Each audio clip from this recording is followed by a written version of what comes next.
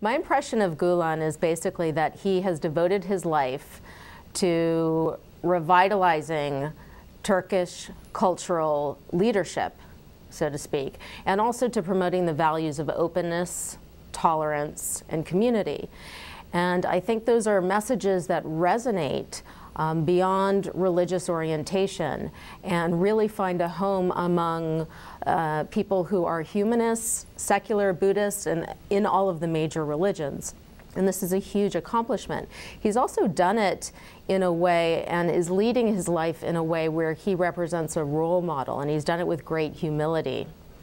While his foundation is Islamic, as I said, the values that he talks about really appeal to a wide-ranging audience.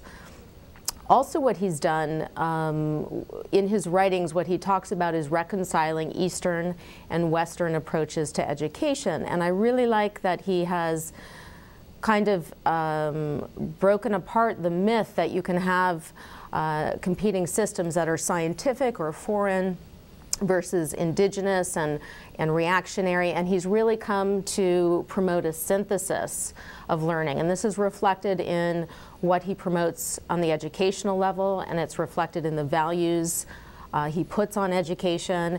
I think this is a really important role. The other thing is what he stands for in terms of a voice that is a religious voice, but that speaks to moderation and tolerance.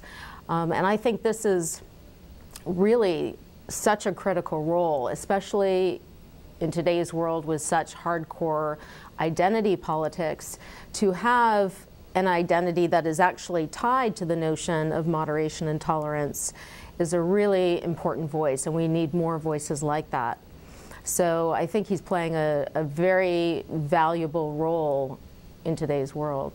My impression of Gulen activities from traveling in Turkey and from reading about other initiatives has been very positive. I see it largely as a social enterprise network. I think it's very much inspired by Gulen's teachings, and it has a life of its own, of course, as well. And it's providing inspiration for communities in terms of revitalizing education and also basically augmenting what the state used to provide in terms of social services, social cohesion, and education. And when I say the state, I don't just mean the state being Turkey, I mean the states that are all over the world, because globally I think we're looking for new ways to reinvigorate education.